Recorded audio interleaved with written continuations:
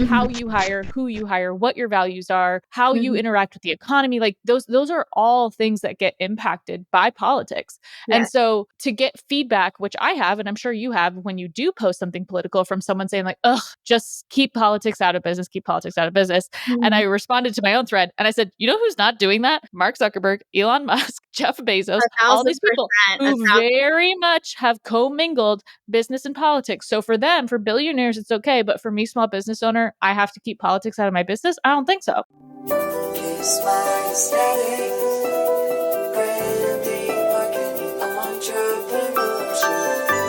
Greetings and welcome back to the Kiss My Aesthetic podcast. I'm so excited to have Jessica on today. Jessica, how's it going? Pretty good.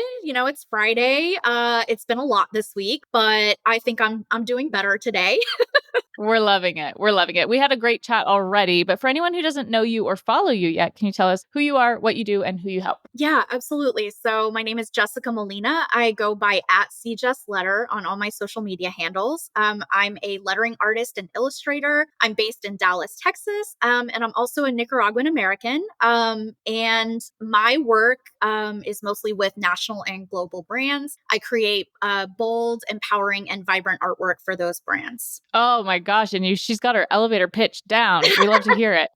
We love to hear it. And we have so much of a crossover in the center of the Venn diagram of, I feel like, our style, our color, even just our quick conversation before we started recording. But tell us a little bit about your background and how you ended up here. Yeah. Because it's good to give context, you know? Yeah, absolutely. So, my background, I actually studied architecture in college. So, I thought I was going to be an architect, which is so funny because I run into a lot of graphic designers and lettering artists and illustrators that also did the same thing. So, I'm like, yay. We're not the only ones that dropped out.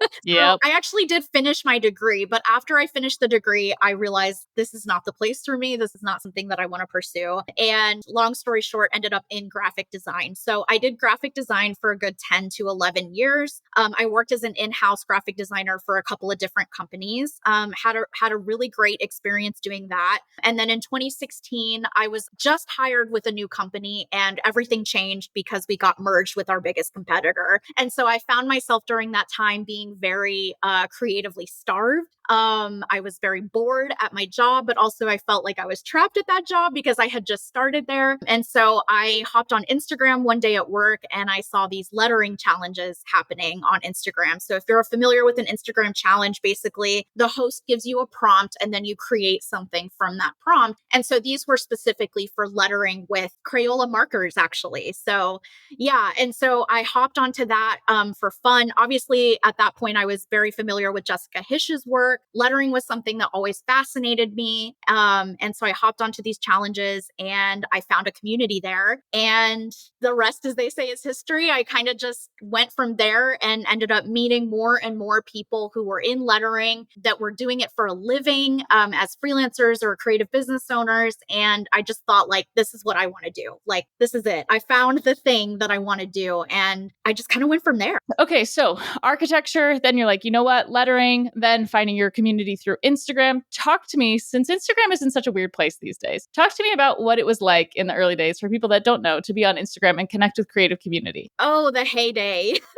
Right? Oh, how I miss it. The heyday of Instagram. So I'm specifically talking about like 2016, which was like when I hopped on Yes. and started using it. So it was like, yeah, it was a completely different landscape than it is now. So, we were able to use hashtags to find each other. And I just found this amazing community that was just passionate about lettering and like learning about it together. So there was a lot of people hopping on the challenges that were also brand new to it. Right. And so, yeah, it was just easier to like connect with people. It was easy to find people. I actually have a group of ladies who we call ourselves lettering ladies, and we're from all around the world. Like we have people in Canada, the US, Romania, and we still get together. Like we have a Slack group, and that's where we met, was on Instagram when we were all kind of just Amazing. starting as lettering artists. And I don't think, any of us really knew what was going to come down the line. I think all of us were business minded in a way that we wanted to make lettering a paid passion of ours. But we still keep in touch. And that was, I probably met them back in like 2017 on Instagram. And so like that was the type of like community you could get out of of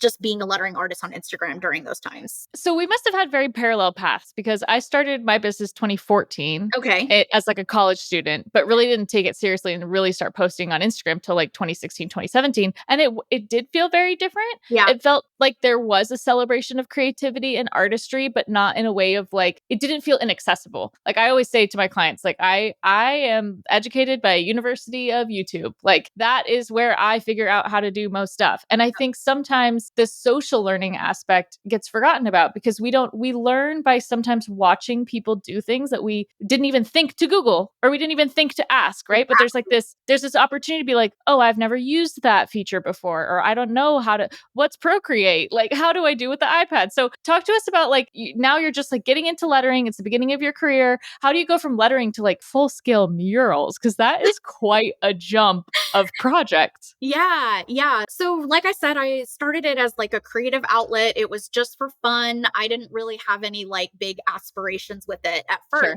At first, it was just a way to feed my creativity in a way I didn't feel like my job was giving me. And then I started to meet people. So, one of the people that I met very early on was Lauren Hom, which, if you're a lettering artist or Yes. a marketer, Love her. you know who Lauren Hom is. She's incredible. She's super sweet. She's amazing. I could sing her praises forever. She's a great acquaintance of mine. And so I like connected with her on Instagram. Like that's how that's how it was. Yes. And like you could connect with people like that a lot easier Yep.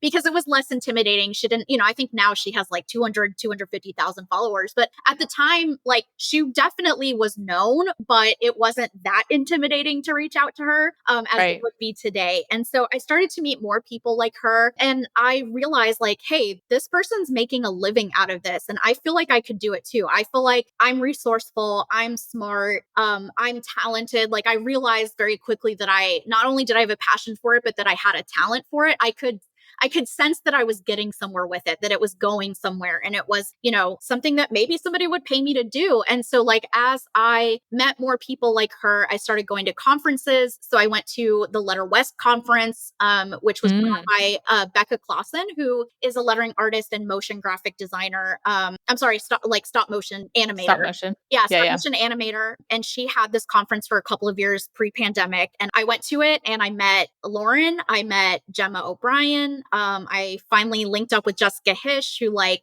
now she's like an acquaintance of mine, which is so weird, but very cool because she's cool. She's amazing, Right. and friendly, and everything. And so as I surrounded myself with the people that were doing it, it made me feel like I could do it too. And so I think that's how that was kind of the thing that catapulted it from like fun hobby to like I could do this too to like full scale murals. No kidding. Yeah. Yeah, no, it's really incredible to see because I think sometimes, especially as entrepreneurs, like we forget how far we've come. That like there was a time when doing a $10,000 brand for me was like, Yeah. and now I'm like, yeah, it cost $10,000. Right. You know what I mean? Like it's crazy to think that like the things that used to scare us or intimidate us the most, then down the road when it becomes part of your routine, you're like, why wouldn't that happen for Yeah. me? And so I think you and I have a similar kind of mentality in that. But I think when it comes to your art as well, I want to talk about the subject matter, how you classify your style, because I think a big part of being an artist as a full-time gig, right, is about really finding, I hate the niche conversation personally. Yeah. I think it's very limiting and I think it's very restrictive. But how do you define your style so that you have room to play? Like, how did you land on that? Yeah. So style, especially as an artist, is so interesting. And I get asked so many times, like, how do you find your style? And so I will answer that question right now. Y'all are hearing it here. This is how you find your style. Make a shitload of artwork.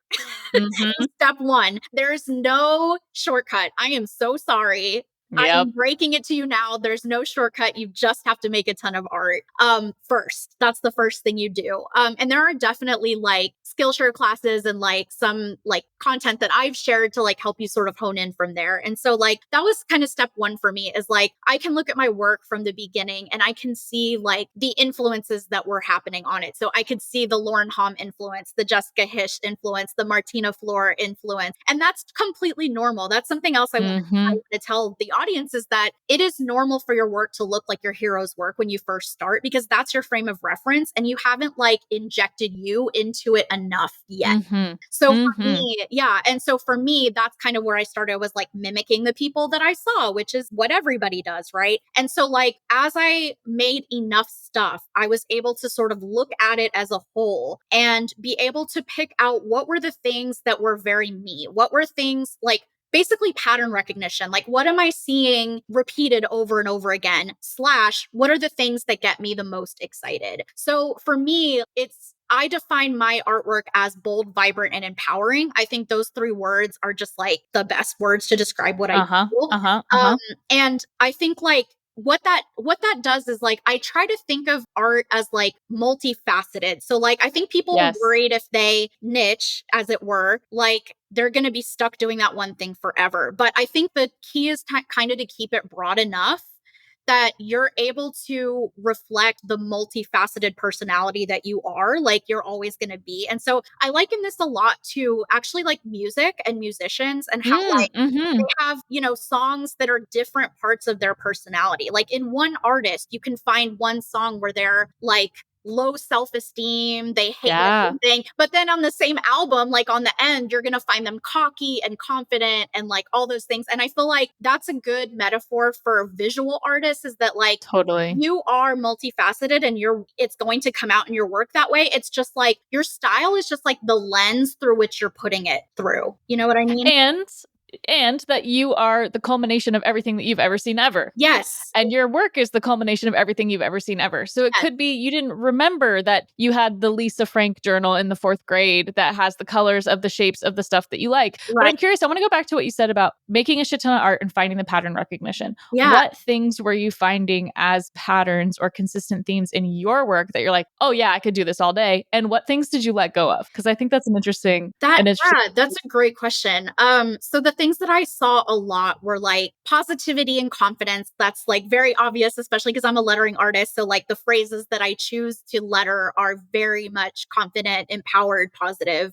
So that was something that, came across very easily. Bright and vibrant colors, especially pink. Like pink is my favorite color. And I use it like it's almost always the starting point for every piece of Love artwork it. that I make. I'm Love like, it. which shade of pink am I going to start with? And then Uh-huh. everything almost builds from there. And so I was seeing like vibrant colors, positive artwork, and then as far as like actually the visual style, I was seeing a lot of like sensuous forms. So lots of Okay. curves, and like there's a certain way that I draw things that is very sensuous and expressive, I would say. And so like those are the things that I was seeing kind of come out.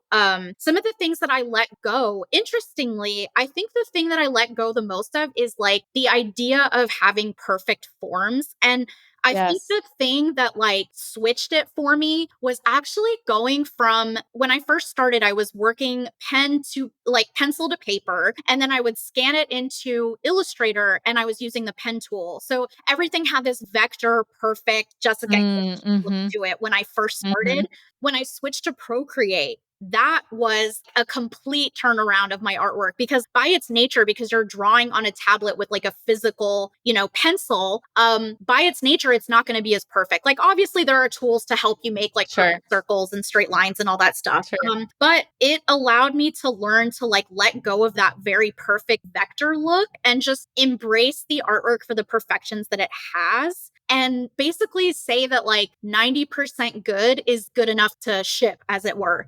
So, Mhm. yeah, Mhm. that's I love that rule. I'm telling my team that and our clients that all the time. Like, we're not looking for 100%. yeah, 100% is a fallacy, it especially is. in creativity. And when you do something 100%, you're leaving out any chance, any margin for interpretation. Yeah, Like, if everything is totally, like you're saying, like perfect and strict and measured, which made me think of your architecture yeah, his background, right? It's like, yeah, no, I'm not interested in that. yeah, And if we're going for more of this like imperfect or more handmade, like there's something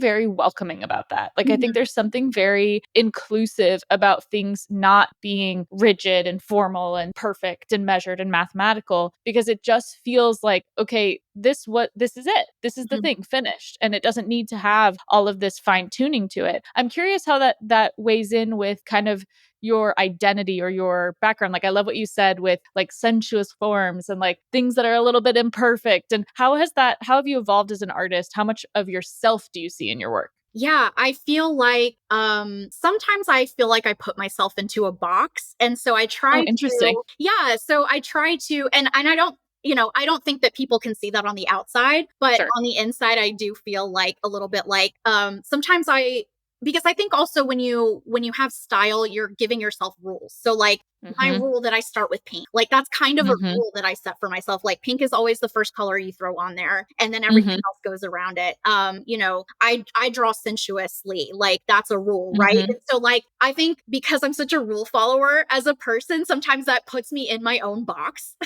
Sure. where I'm kind of keeping myself. And so like I'm so sorry. Can you repeat the question? Of course. I No, I'm lost just a I'm little just there. saying as your work has evolved and you've gotten more confident in like these are the things that are my signature. Yeah. How do you feel like your own like do you feel that your identity is reflected in your work? Like I've noticed this in mine, so I can give you mine as an example. Yeah. Like similar to you when I was just starting out doing brand design, I was so badly trying to imitate who I admired and I started on different paths of very measured, very perfect, very I wanted to show range Mm, instead of style. So yeah. you could call that like niche or like breadth. We in college we would call it like breadth versus depth. I Right. wanted to show breadth. I was like, look at all these different things I can do. Yeah. Instead of saying, this is the stuff that I know how to do really well. And Yeah. therefore you should hire me, which I think is more profitable and leads to less burnout. So Yes. I noticed that my style over the year has evolved to be like, if you want neutral, we're not your team. Right. Like, Right. I'm Right. okay saying that now. Yes. So if somebody comes to me and they're like, I want really clean lines, I only want black and white, I don't really want a bunch of colors or a bunch of graphics or whatever, I'm like, that's just not going to be, we're You're not like, going to be able there's to the door. deliver that. Yeah, and just like I just won't be doing you justice because Right. that's not my area of expertise, and Right. that's not me. Like I almost never wear all black. Like, Right. and even if Right. I do, I'm like, there's something to it, Yes. right? Yes. But it's more of like I feel myself coming more into my personality, and now we Yeah. get projects that are like slam dunk. That's like, oh my gosh, like I would wear this on a t-shirt for the rest of my life. Like, Right. you know what I mean? Like Yes. it just kind of because we were able to embrace the things and not just myself, my team as well, Yeah. like getting them into the roles where they feel like they're doing their best work because they're lit up about what they get to work on Mhm. is way more aligned than working on something that you're like, "Ugh, I don't really care because this Yeah. isn't really my style." Yeah, Does that make sense? absolutely. No, 100%. Yeah. And so I definitely have seen, so I've been very lucky. I would say, like, not from the very beginning of when I actually started my business, but like pretty like early on within the first couple, because I've only been in business since 2019, which was a side hustle, and then I left Mhm. my corporate job in 2021, so it's really only been since like 2019. But like within a couple of years I sort of took on this style being very, very important because I was also doing the same thing. Like I totally relate to that. I was Mhm. definitely like, look at all the ways I can letter, look at all the color palettes I can Mhm. do, like hire me to do whatever. And I think that's Mhm. totally normal. And I think that's a phase that everyone has to go through.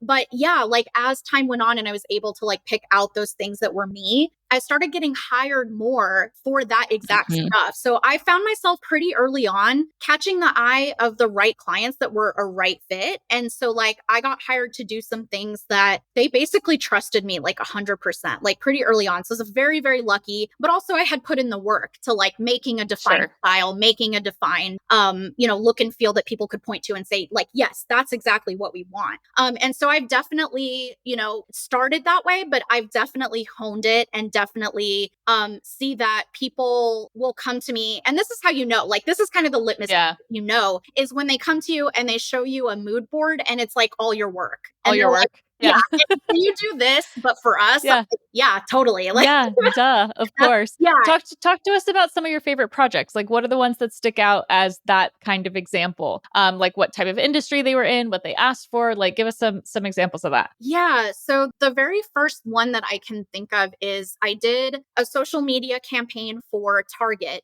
for Instagram. So that was like I cried when I got the email because this was Oh my this was gosh. like, Yeah. yeah, this was, I want to say it was like 2022 when this happened. So I'd only Mm, been full time in business for myself like a year or something. Target, obviously dream client. I think that's most people on most yeah. people's dream client list. I had been on their radar, but like nothing had worked out. And so I kind of like forgot about it. And then they show up in my inbox and they're like, we'd love for you to do this social media campaign where you create artwork and you make some videos. And we post it to our Instagram, and they also posted it a few other places as well. And it was for Hispanic Heritage Month. And I was like, wow, this could not be a more perfect project for me.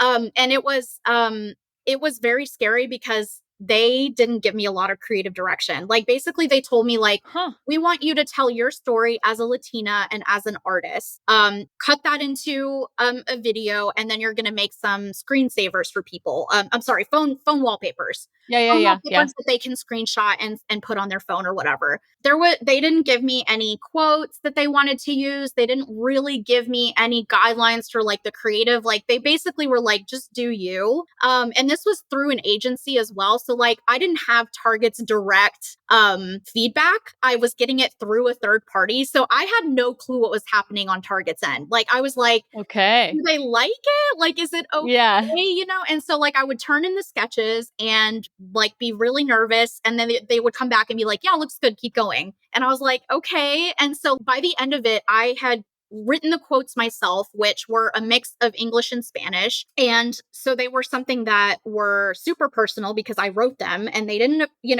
have any edits for me on the quotes. And then the artwork, they had like no changes on. Like I just like went through the process, and Wow. yeah, there was like no, I think during the video there was like one little change, but like everything else was just like The they were dream. just like, yep, approved, like approved, like. And then the video came at the time to do the video, and I had to do like a voiceover on top of myself drawing the artwork that we were Mm-hmm. presenting Mm-hmm. for people to download. And so that also went really smoothly. They had like one tiny change on the voiceover that they asked for, and that was it. And so, yeah, that project always sticks in my mind because it was so No kidding. scary. It was so scary because they weren't really giving me a lot. They were just like, yeah, looks good. Like, keep going. Like, they weren't saying like, oh my God, we love it. It's amazing. It's exciting, blah, blah, blah. Like, Right. kind of like, yeah, you're good. Keep going. And I'm like, Keep going. are you Keep it up. sure? Yeah. That's so funny. Yeah. That's so interesting. That's Yeah. kind of like I think that would be scary because it's different than a regular client that is like gushing all over it and is like having a great time. Yes. Because then you're really turning inward in that thing, being like, Yes. is this what I want to say? Is this how I want to represent myself? Like, is this the best example of my work? Like I can imagine that feeling really kind of scary in that direction. Yeah, definitely. I think it's hard when you don't have direct feedback, which this isn't the only project I've had like that. I had another one just like this that was kind of the same, and I couldn't tell. I was like, do you like it though? Like, please validate me. Like, I'm so scared you hate it. And you're just saying, okay, well, we don't have time. So just tell her it's approved. Like that was my like Yeah. worst case scenario brain. Do you think you'll get on the other side of that the more you do it?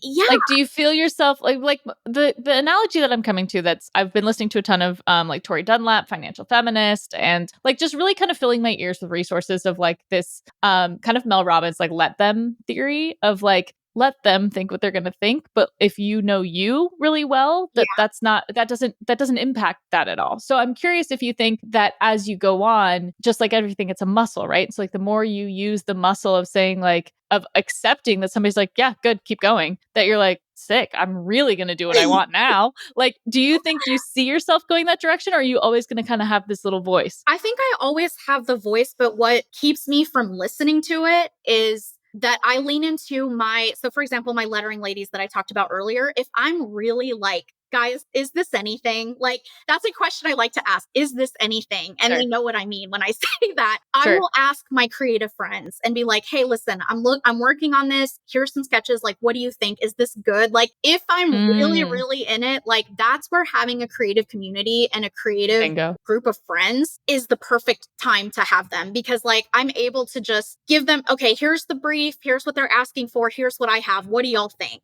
What do you think? And usually they're like, Mm-hmm. you're it's going great, you're spot on, like whatever. Mm-hmm. And it just like helps reinforce. I'm like, okay, like Mm-hmm. like if this is good, this Mm-hmm. is something. So I definitely, I think that voice will probably always be there, because I said this the other day. I was like, I think everybody has imposter syndrome unless they're like a raging narcissist. And it's just a matter of No, like, because It's Did just you a see matter of Alona Mar? oh, who was it? Do you follow Oh, Alona yes, Mar, the yes, rugby player? Did you yes. see her interviews with CNN? I And didn't she see it. said, I didn't see it, but I heard the quote. I heard the quote, yeah. oh, yeah. She So, said they asked her, my sister and I have talked about this endlessly since it happened because it's so refreshing in a way, yeah, where they asked her, which I'm curious to test your narcissism theory yeah, because I think everybody could take it a little bit differently. But the interviewer asks her, she's like, so what do you do about imposter syndrome? She goes, oh, I don't have that. And she's like, what? And she's like, yeah, I worked really hard for everything that I have. yes, And I think I should be proud of everything that I've worked for. right. And I was like, why was that coming from a woman's mouth sounds so different than coming from a guy? Yeah, yeah. No, I Like, mean, go off, queen. Like, good right? for her. Like, good for her. Right?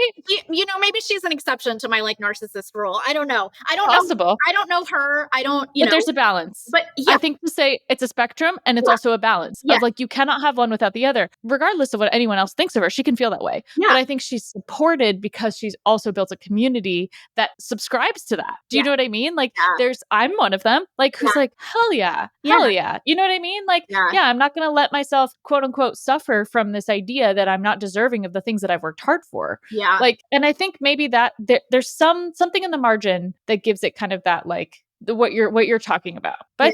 think it's a good discussion either way. Yeah, I think so too. I mean, like I said, good for her. I strive to be that way one day. I don't know if I will ever get to that point Sure. due to my like mental health and issues and whatnot. But, the best I can Also, say is like if that voice is always there, you don't have to listen to it. It can exist, but you don't have to react to it. and how much harder it is to get to that place in the world that we live in now. Oh yeah, 100%. 100%. Yeah, absolutely. Like we can't not acknowledge the privilege in that feeling too, right? Of like Right, there you get to that place, and not to say that she's outrageously privileged. I'm privileged. Like I've got a business, I have a family that supports me. I'm sitting in my parents' business right now recording my podcast because I get to have this room on Fridays. Like insane privilege, right? right. But we can't negate the fact that there are forces that aim to knock you down and keep you feeling like imposter syndrome, Yes, or to challenge your beliefs, or to push you back, or to say that your art is not important, or to say that definitely. you don't deserve to have the success that you have. You all know how much I love a bragworthy brand. And when it comes to creating stickers and labels that elevate your branding, Sticker Giant is the brand that you can trust. Whether you're looking to create something for your next launch, elevate your brand, or add a little extra flair to your packaging, Sticker Giant's custom stickers and labels help you get your brand noticed in all the right ways. They've got a dedicated team handling every single detail, so you can count on Sticker Giant to bring your designs to life just the way that you imagined. If you're ready to give your brand an extra boost, go to stickergiant.com and use code KMA podcast for 15% off your order. Sticker Giant, your partner in the sticker and label business. So, what are I know it's like a very hot topic. It's also January. I think like art and community are now more important than ever. As I said in my trend report, I'm predicting a huge return to craft and a huge exodus from social media because of the way that things have gone down. Mhm. Curious to hear your thoughts on that, and curious to hear where you feel art plays a role in culture. Yeah, so I'm definitely somebody who has always had this sort of I like to say that it's in my blood, like this idea that like freedom is kind of the most important value for me, and that I think it's Hmm. a value that a lot of us share. And so freedom, ooh, that's a loaded word and that can mean a lot of things. And so for me, like where that kind of manifests is like I've always had this energy where if I don't feel like I'm free, what's the point? Uh-huh. um, I'm and with this, you. and this comes from, Uh-huh. for me, this comes from my family background. So, as I mentioned, I'm Nicaraguan American. My parents immigrated from Nicaragua back in the 80s. So, the political circumstances there was a civil war, there was a dictatorship that was in place, there was a guerrilla war fought against it. And so, there was a quite literal civil war happening. My parents were like, well, this is not the place that we want to have a life. So, let's Hmm. do immigrated to the United States, and long story short, kind of built up their life, the American dream, as it were. And so, like, I've always had this, thing. I don't know, like, I don't know the right Yeah. word, but I've always had this thing about like having freedom and having like political freedom, because during that time what was happening besides the Civil War was like oppression, there was lack of free speech, people being imprisoned without cause, without reason, Mm-hmm. people being killed. Like it was as bad as it can ever get, right? And so like growing up listening to the stories of what my family, because I do still have family, that I have lots of family that stayed behind, and that still live there, and listening to the stories of what my family went through was Mm-hmm. a foundational part of my growing up. And so Mm-hmm. like as we find ourselves today in the United States here, January 2025, I feel like my role as an artist is really important. And not just as an artist, but as somebody that has a platform. So I don't have a huge platform, but I have a good number of people following me, on Instagram, on Threads. I have an email list, those things. I feel a true responsibility to voice my opinions and my thoughts about the political situation that's happening. And I think that art itself is a revolutionary act, Yep. because, Yep. during times like these, we are met, the opposition is trying to make us feel defeated, deflated, overwhelmed, like Mm-hmm. hopeless. And, I Mm-hmm. think it's in our best interest to fight that, like in the best way that you can. And so while I don't necessarily feel like it's every artist's, Mission responsibility. statement. Sure. Yeah. Sure. I feel like it's my responsibility as somebody whose family lived through the worst that can happen. And as somebody who has privilege to talk about it now and to talk about it freely, and Yeah. so I think in general, art is, it's unifying as well. And so for me, what that looks like is using my platform to talk about things, helping people the best way I can. Yes, sometimes making art that is political. And I want to say to like artists who feel like, oh, I don't want to make political stuff necessarily. I think that's perfectly okay during this time. Like if the only thing that you want to make during this time is something that makes you smile and something that makes you happy, please do, and please share it, because like being happy, being joyful is also a form of resistance, and that is Absolutely. perfectly valid. And I think that's something more artists should realize and like need to hear. And I think it's each according to their own ability, right? Of Like course. I'm very comfortable speaking out about politics because Right. I'm personally surrounded by a family and friend group and clients and Right. team members that Right. all feel very similarly to the way that I do. But Right. you bet your ass before I posted our values out to everyone, I asked my team. I said, "This is what I'm planning to post. Do you agree? Do you have anything that you want to change?" Yep. Because this is not, I'm not speaking, especially if I'm going to use pictures from our team retreat where all of you guys are represented, I'm Right. not going to just be the mouthpiece here. Like Right. this is community. And so I think it's each according to their own ability. And I think it's crazy, especially this week, because I'd posted something on Threads about how entrepreneurship itself is political, Hmm. like Hmm. how you hire, who you hire, what your values are, how you Hmm. interact with the economy. Like those are all things that get impacted by politics. And Yes. so to get feedback, which I have, and I'm sure you have, when you do post something political from someone saying like, "Ugh, just keep politics out of business, keep politics out of business." And I Mhm. responded to my own thread and I said, "You know who's not doing that? Mark Zuckerberg, Elon Musk, Jeff Bezos, A all thousand these people percent. A who thousand. very much have commingled business and politics. So for them, for billionaires, it's okay. But for me, small business owner, I have to keep politics out of my business. I don't think so. Exactly. I Yeah. don't think so." Yeah. You're 100% So just right. Hmm. acknowledging that and realizing like why are we expecting something of small business owners that we're going to not hold to the same standard on a global scale, like is bizarre. Yeah. And I think again, like to your point, if participate in the way that's going to be best aligned for you. Yeah. But I think the more that we talk about it and the more we talk about the type of world that we want to see, it gives other people permission to do the same. Yeah. I agree. You Yeah. know what I mean? Wholeheartedly. Yeah. Hmm. It's been a roller coaster. A roller coaster. But I'm also like hearing a little bit more about your story. I think I'm not surprised to learn that like your messaging and your color palettes and your forms and everything like this are from coming from a place of like positivity and confidence. Because why like you're saying like joy is its own form of rebellion. It's saying I'm not going back to what my parents went through. I'm not accepting that for myself. I'm going this way. Hmm. And to celebrate in that I think is so needed. Yeah. What are your thoughts there? Yeah, I mean, I think most of it comes from a lot. I also had like a mental health struggle for a long time. And so, like, a lot of the Mhm. messages that I put out are for my past self. And that version of myself that wasn't confident, had self-esteem issues, had like mental health issues that weren't like, I hadn't really dealt with yet and stuff like that. And so like, that's where a lot of that stuff comes from. And I think that it is always been my goal to like reach my past self and people that were just Mm, like her. And so I think that's where a lot of this positive I definitely try to like have a dose of realism in there as well. Like that's always been me. Like I'm never gonna be like Miss sunshine, Positivity rainbows, butterflies. without reservation. Like it's, I guess like people talk about like toxic positivity. Like I've always been, very careful with the type of positivity that I put out there and stuff like that. But I do think that right now it is also, like you said, really, really important to just remind people that like you have to find joy in the things that you can right now. And if my artwork helps you find a little bit of joy, then I've done my job. Agree.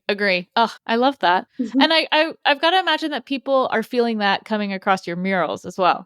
I That seems Yeah. like a big theme, huh? Yeah, definitely. So the mural behind me, I'm in my home office, says "Be unapologetically you." It's super vibrant and bold, like my artwork tends to be. And it's also kind of a statement of me as like my identity because it has a mixture of Nicaraguan flowers and Texan flowers because I'm a lifelong Texan. I've lived here most of my life. And so it's kind of an homage to like just being yourself and being unapologetic about it. And so the other murals that I've done have been in similar veins.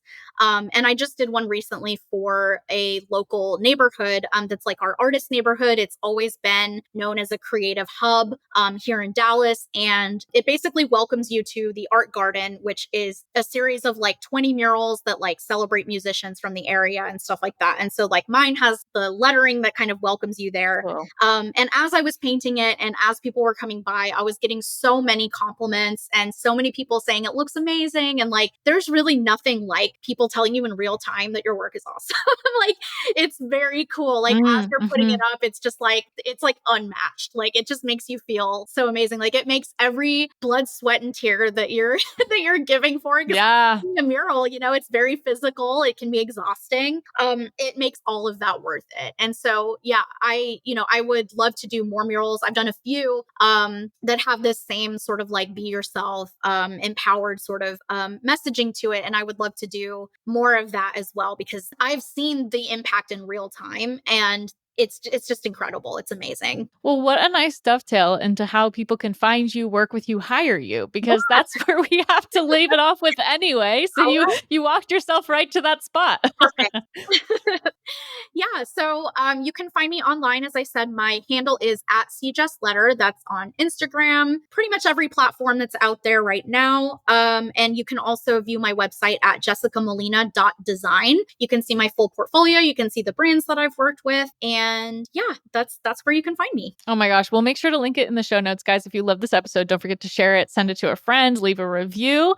I really loved our conversation. I'm really grateful to you that we could talk about these bigger things because it's definitely hard to continue business as usual in these circumstances. Yeah. You know what I mean? Not to talk about the elephant in the room. And when you and I met at the beginning, I was like, let's just talk about it. Like, let's go for it. Yeah, let's go for it. And I hope this episode was like helpful to people that are feeling really lost and like scared and all the things. Like you're not alone. Like we are both here with you. Yeah. So I hope that was helpful. And we're not going to stop doing what we're doing just because an administration tries to tell us not to. Exactly. Thank you very much. Exactly. Yeah. Wonderful. Well, thanks so much for coming on and we'll catch you guys next time. Yeah. Bye. Thanks, everyone. Jess. Bye. Bye.